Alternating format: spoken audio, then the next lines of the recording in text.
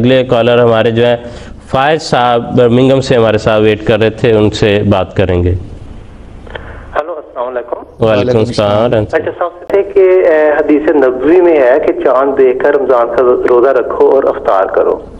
حضرت محمد صلی اللہ علیہ وسلم کے زمانہ میں بھی تو صرف ایک ہی آپشن تھا کہ چاند کو دیکھ کر اسلامی مہینے کے شروع ہونے کا پتہ چلتا تھا، لیکن اگر سائنس نے اس وقت اتنی ترقی کی ہوتی جتنی کہ آج ہے تو یقیناً اس وقت بھی کیلنڈر دیکھ کر اسلامی مہینے کا آغاز ہوتا اور روزہ رکھا جاتا۔ اور اگر یہاں دیکھا جائے یورپ میں، تو یہاں ان ممالک میں تو آسمان پہ بادل ہوتے ہیں جس کی وجہ سے چاند نظر نہیں آتا، اس لیے چاند دیکھ کر روزہ رکھنا ناممکن ہے۔ اچھا، میرا آپ سے سوال یہ ہے کہ اگر ہم کیلنڈر دیکھ کر سبھی اسلامی مہینوں کا آغاز کر سکتے ہیں تو صرف رمضان اور شوال کے مہینے کو ہی کیلنڈر کو کیوں نظر انداز کر دیا جاتا ہے؟ اس دفعہ یورپ اور یو کے آفیشیل مون کیلنڈر کے مطابق 21 جولائی بروز ہفتہ رمضان کی پہلی تاریخ تھی، لیکن ہم نے 22 جولائی بروز اتوار کو روزہ رکھا۔ اس کے بارے میں پلیز بتا دیں۔ جی ٹھیک ہے، فیصلہ اس پر بات کرتے ہیں۔ دیکھ صاحب آپ اس کو متعلق بات یہ ہے کہ حضور صلی اللہ علیہ وسلم کا جو فرمان ہے کہ سومو لرؤیتہ ہی وافطروا لرؤیتہ ہی، اس کا مطلب یہ نہیں ہے کہ آپ ضرور ہی کہ ننگی آنکھ سے چاند دیکھ کر ہی مہینے کا آغاز کریں اور جب تک چاند نظر نہ آئے اس وقت تک آپ اس کا اختتام نہ کریں، بلکہ اس کا مطلب یہ ہے، دوسری جگہوں پہ اس کی وضاحت یہ بھی کی کہ اگر 29 کو چاند نظر نہیں آیا اور 30 کو بھی نہیں آیا تو پھر اس کے بعد پھر یہ انتظار نہ کریں کہ ننگی آنکھ سے چاند نظر آئے تو پھر مہینہ زیادہ سے زیادہ 30 کا ہو سکتا۔ اس لیے حضور صلی اللہ علیہ وسلم نے تو خود یہ رستہ ہمیں عطا فرما دیا کہ ننگی آنکھ سے چاند دیکھنا ضروری نہیں ہے، بلکہ اگر کوئی ایسے اس وقت میں، جیسا کہ انہوں نے سوال کرنے والوں نے فرمایا ہے کہ اگر اس وقت سائنسی طریق ہوتا تو ضرور حضور صلی اللہ علیہ وسلم اسے اختیار کرتے۔ تو دراصل یہ حضور صلی اللہ علیہ وسلم کا یہ فرمانا کہ اگر 30 کا ہو گیا ہے تو پھر ضرورت نہیں ہے چاند دیکھنے کی، پھر معلوم ہو گیا کہ چاند نکل آیا ہے۔ اس لیے اس کا مطلب گویا اس حدیث کا مطلب یہ ہوا کہ جب آپ لوگوں کو پتہ چل جائے کہ چاند نکل آیا ہے تو پھر تم شروع کر دو۔ اور ان ممالک میں جہاں پہ بادل رہتے ہیں اور مطلع صاف نہیں رہتا، یہاں پہ تو ہم کر ہی نہیں سکتے سوائے اس کے کہ اسی جو ایک ذمہ دار اور ایک جو ایتھینٹک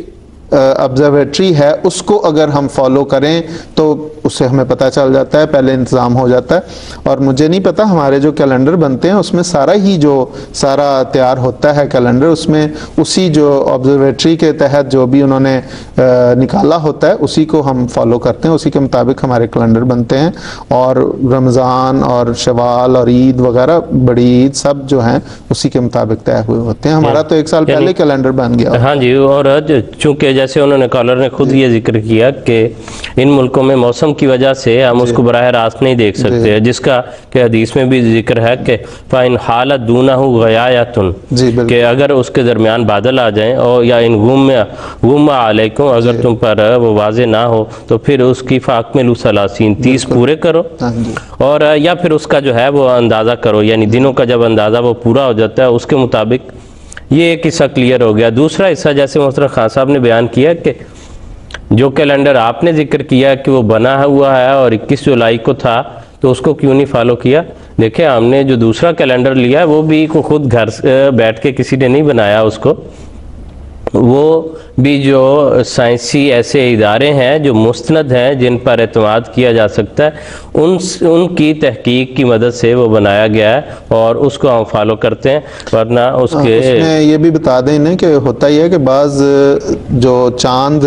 کی ایک عمر ہوتی ہے، اتنے گھنٹے عمر ہونی چاہیے، اس اینگل پہ وہ ہوگا تو پھر وہ ننگی آنکھ سے نظر آ سکتا ہے۔ تو اس چیز کو ہم لوگ جو آبزرویٹری کو ہم فالو کرتے ہیں اس میں یہ چیز خاص طور پہ دیکھتے ہیں کہ یہ جو سائنسی اصول ہے، ورنہ تو چاند بعض اوقات نکلتا ہے لیکن اس کی عمر 6 گھنٹے ہوتی ہے، یا ایسے اینگل پہ ہوتا ہے کہ وہ ننگی آنکھ سے نظر ہی نہیں آ سکتا اگر مطلب بالکل صاف بھی ہو۔ اس کے لیے بھی ایک اس کی کم سے کم اتنی عمر ہو اور پھر وہ اس اینگل پہ ہو، یہ سارا اس کو سامنے رکھ کے پھر ہم یہ کیلنڈر جو ہے وہ تشکیل دیا جاتا ہے۔ یقیناً بعض کیلنڈر ایسے ہوں گے جہاں پہ صرف چاند کے جو پیدا ہونے کی بنا پہ انہوں نے اس دن تاریخ شروع کر دی ہوگی، لیکن چاند کے پیدا ہونے سے نہیں، غرض